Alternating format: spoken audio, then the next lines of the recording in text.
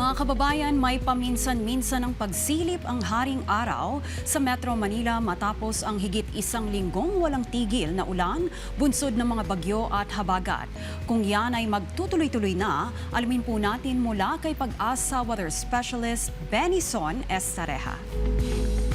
Magandang hapon, Ms. Trixie, ganyan din sa ating mga taga-subaybay. Sa ngayon, patuloy yung paghina ng southwest monsoon or hanging habagat, kaya't asahan na lamang yung paminsan-minsang madalas na ulan dito sa may paminsan-minsang malakas na ulan, lalo dito sa may Zambales, Bataan at Occidental Mindoro. Asahan naman po yung maulap na kalangitan over Metro Manila, ganyan din sa may Calabarzon, Pangasinan, Benguet, Tarlac, Pampanga, Nueva Ecija, Bulacan, Marinduque, Romblon, Oriental Mindoro at Camarines Norte at sasamahan pa yan ng mga kalat-kalat na ulan, mga light to moderate rains po ito at may mga thunderstorms din pagsapit ng hapon dahil din sa southwest monsoon.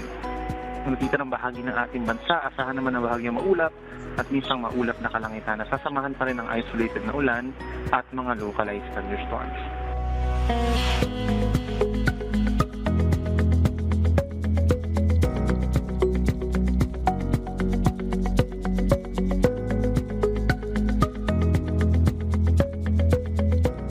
Ngayon, wala rin tayong minomonitor na bagyo sa loob at paligid ng Philippine Area of Responsibility at wala nang nakataas na gale warning o babala sa mga delikadong alon.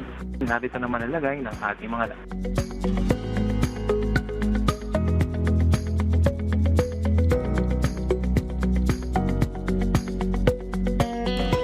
Yan muna latest muna dito sa Weather Forecasting Center na Pag-asa. Ako muli si Benison Estareja. Magandang hapon.